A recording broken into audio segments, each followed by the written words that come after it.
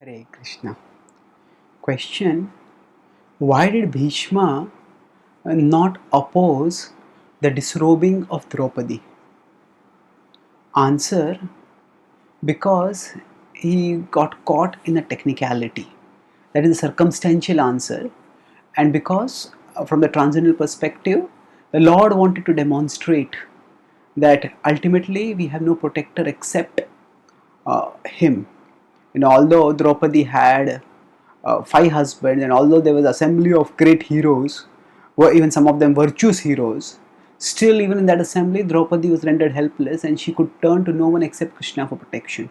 And Bhishma, as a devotee of the Lord, was orchestrated by the Lord from within, so that he could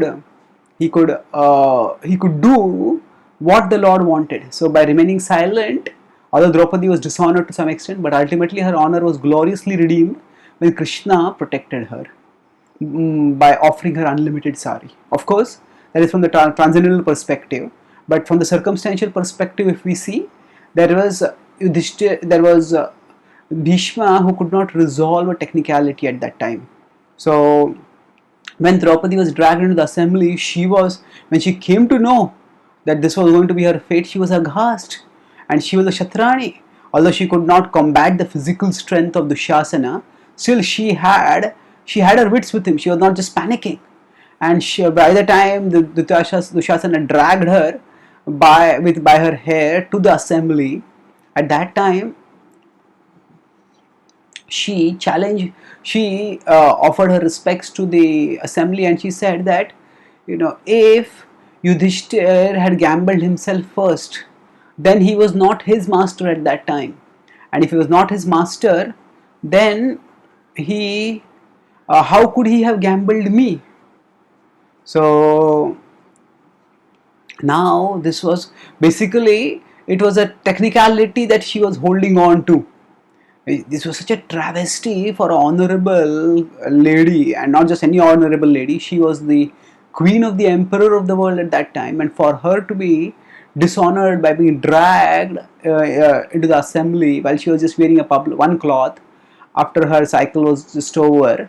So it was a terrible disgrace, and she was trying to avoid this horrendous disgrace from going further, and she just caught on to this technicality over there. And now she asked the assembly, and if Yudhishthir had gambled himself first, that he was not his own master. He had gambled himself means that he had become a slave. So a slave does not have any possessions, and if a slave does not have any possessions, then the slave does not cannot gamble his wife also. So at that time, she turned around and she asked the assembly, and finally, when nobody spoke, then Bhishma spoke. And Bhishma said that, "O Draupadi, glorious is your virtue, that even in times when such a horrendous atrocity is being performed, at such time you take shelter of Dharma and you raise questions about Dharma. Indeed, your devotion to Dharma is glorious." He lauded her, but then he apologetically said that, regarding your question, unfortunately I am confused. He said, there are two principles here. One is that a slave does not own anything. At the same time, a wife always belongs to the husband. So now, which of the principles should take precedence here, I do not know, and therefore I cannot answer your question. And Bhishma was the eldest in the assembly, and when he did not answer, the other people in the assembly also did not answer. Now this is what Bhishma succumbed to over here. What in the Bhakti tradition it is called the Niyamagraha. Niyamagraha means, agraha means insistence. So insistence on the letter of the law while forgetting the spirit of the law. So ultimately, whatever codes are there, whatever laws are there, they are meant to protect people, and respectable woman's honor needs to be protected. So it was tragic that the whole assembly got obsessed in a technicality, that whether anything belongs to a slave or not, can a slave take anything or not, and they overlooked the monstrous atrocity that was happening of an honorable lady being dishonored.